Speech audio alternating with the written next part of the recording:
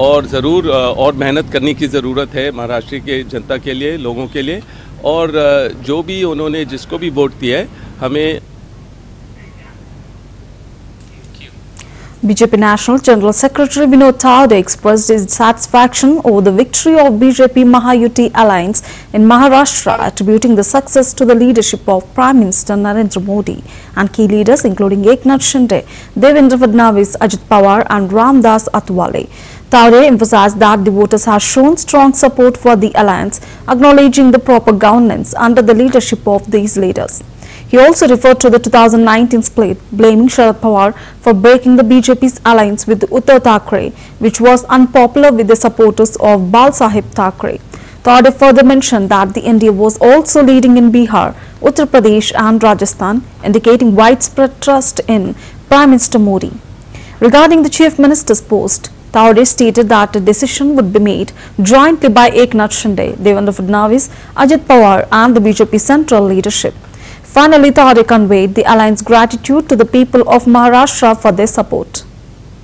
प्रत्यक्ष लाभाचं राजकारण म्हणजे लाडकी बहीण, शेतकरी सन्मान निधी, शून्य बिल या दोन्हीचा बॅलन्स एकनाथजी शिंदे, देवेंद्रजी फडणवीस आणि अजितजी दादा या तिघांनी केल्यामुळे जनतेला यांच्यावर विश्वास बसला। दुसरं मला असं वाटतं की भाजप शिवसेनेची जी नैसर्गिक युती होती ती शरद पवार साहेबांनी उद्धवजींनी 19ला तोडली। त्याचा एक वेगळा राग विशेषतः माननीय बाळासाहेबांच्या मतदारांच्या मनात होता।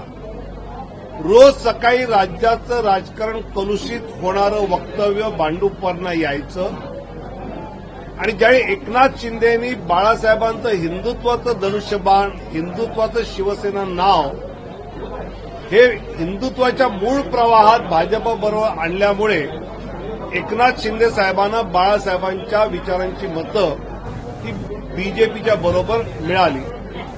मला असं वाटतं की महाराष्ट्रातला हा विजय बिहारमध्ये पोटनिवडणुकीत 4 जागा एनडीए पुढे, उत्तर प्रदेशमध्ये 9 पैकी 6 जागा भाजप पुढे आणि तसंच राजस्थान जागांवर भाजप पुढे।